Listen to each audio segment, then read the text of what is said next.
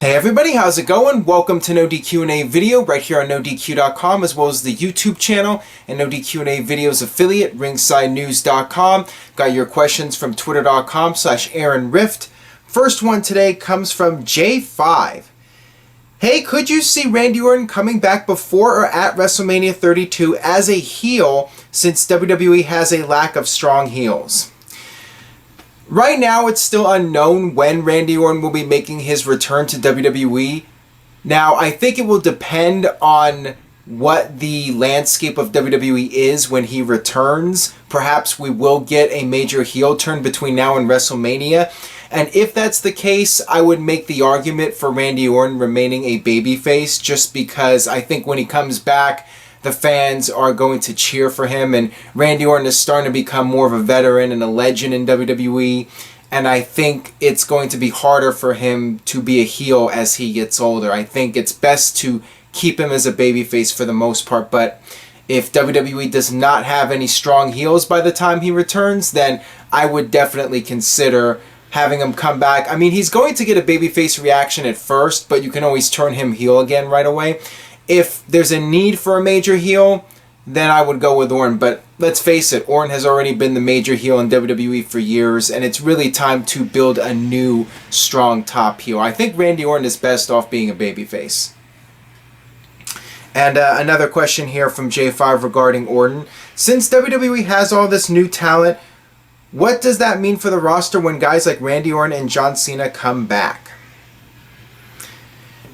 What it means is that the guys currently in WWE should be getting stronger pushes, and guys like Orton and Cena should be around to help work with the new talent and elevate the new talent. WWE should not have to rely on guys like John Cena and Randy Orton anymore. That is a sign, if WWE is relying on Orton and Cena, that they haven't created any new stars, and it's really time. WWE has to move forward to the future and start focusing on the younger talent. Bringing back Randy Orton and making him the top heel is not going to benefit WWE in the long term. What you really want to do is establish a new top heel, like I said earlier, and have Randy Orton as the supporting player, the veteran who can help elevate that younger talent. And I got this question here from Mr. Yuck. Early reports are Sheamus is injured. Do you hope it ends as the Lord of Nations' miserable run as a faction? It's kind of funny. I think you can call the League of Nations the walking wounded at this point. I think just about every member. I mean, Barrett's been hurt. Sheamus is hurt now. Alberto Del Rio is hurt with some kind of back injury. And Rusev was reported to have a knee injury, although he denied it, even though there was a house show appearance where he had his knee taped up. So yeah, they are basically the walking wounded at this point. Who knows? I mean, we'll have to wait and see what happens. It's possible we'll just have 4 guys on television just filling up time. I mean, WWE is a 3-hour show, and they need time to fill. So maybe they'll just have the 4 of them cut some sort of backstage promo and have whichever one is healthy go out there and work a match. Because there's really nothing else for these guys to do at this point. So as far as I see it, WWE is just going to continue keeping these guys together just so they have something to do and some sort of purpose in the company. Alright, this one comes from Aaron. Hey Aaron, who else do you see as a viable option to face Undertaker at WrestleMania 32? If not Kevin Owens, who? Well, in a perfect situation, I would like to see Undertaker versus Sting. I think that is the match that a lot of fans want to see, especially your longtime fans, your fans of the Attitude Era and the Monday Night Wars. That's a dream match, Undertaker versus Sting. The night after WrestleMania 31, Sting came out and the fans chanted for Undertaker. That is the big match, but unfortunately, because of Sting's injury, that doesn't appear to be a reality for WrestleMania 32. But who knows? Maybe Sting will be healthy in time. But in the meantime, WWE might have to go with other plans. Really, Kevin Owens is your best option. If Undertaker is not facing Sting, Undertaker needs to be in there with a top-level heel. And in my opinion, Braun Strowman doesn't cut it. I mean, I would go with Kevin Owens of the current guys in the WWE locker room, but there's not a lot of choices, unfortunately. If this might be Undertaker's last WrestleMania match, you really need to let it end with a bang and let Undertaker go out on a high note. And, you know, there was talk before Cena got hurt that it was going to be Undertaker versus Cena. So WWE's in a tough spot right now when it comes to a opponent for Undertaker. There's just not a lot of options right now, unfortunately. All right, this one comes from Ty Marshall. Who do you think was the worst draft pick of all time? Mine is John Cena getting drafted to SmackDown and back to Raw in the same show. Ridiculous.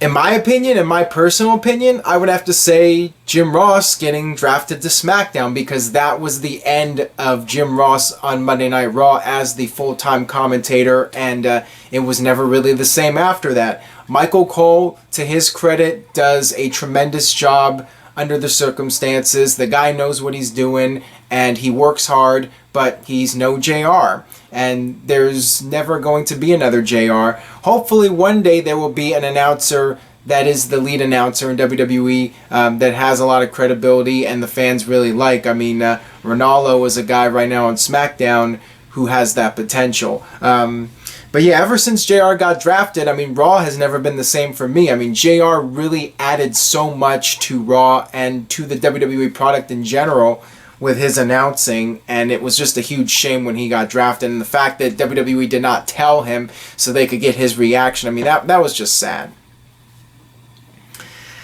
Alright, this one comes from The Hour Bomb. Why is it WWE seems to disapprove of fans having fun while other companies embrace them as an extension of the show? I think WWE just doesn't want to encourage fans to try and hijack the show or take over the show. They are fans, and their job is to come to the show and watch the show. They're spectators, and I think WWE just doesn't want it to get to the point where the fans are making themselves the stars of the show when it's not about them, it's about the talent that's performing. So I do not blame WWE for having those fans move to the other side of the arena so they're not seen on the TV cameras, and then Rock foiled that plan by going out there to talk to them anyway. You know, it's one thing to have fun and chant and dress up, but it's another thing when you're just trying to make yourself the center of attention and trying to make people focus on you instead of what's going on in the ring. And sometimes, you know, it's not intentional. You know, guys are just having fun, and maybe they get a little bit carried away sometimes. But, you know, I do understand why WWE wants to limit that kind of stuff as much as possible. Alright, this one comes from YRBY Tubba. Do you see Kenny Omega getting hired in WWE at any point? I think he would do a great job with similar characters to Owens. From what I've seen from Kenny Omega, I think that he's a very solid all-around performer, very good in the ring, very good talker, and I think there's a very good chance that we will see him in WWE at some point. I would be surprised if he doesn't end up in WWE or NXT one of these days. He seems to be one of those guys that's next on the list of indie talent to sign. You know, I definitely feel he deserves a shot in WWE. So I think it will happen. It's just a matter of when. And I got another one here from Mr. Yuck. Do you think Batista will wrestle again? If so, will he forever be booed as Blue Tista? How would you book him? Is he Hall of Fame bound? Batista is definitely Hall of Fame bound. If he was to return to WWE, I think just bring him back as a special attraction would be your best way to go. Similar to The Rock and Brock Lesnar, have him come in and do a big dream match. You know, I've talked before about Batista versus Brock Lesnar as a possibility. Bring him back when you can do something huge with him. And as far as whether he's a face or a heel, I prefer heel Batista. I always thought that his best work was when he was a heel. I remember 2009, 2010 with the whole spotlight gimmick. He was awesome during that period, and I think his promos are better too when he's a heel.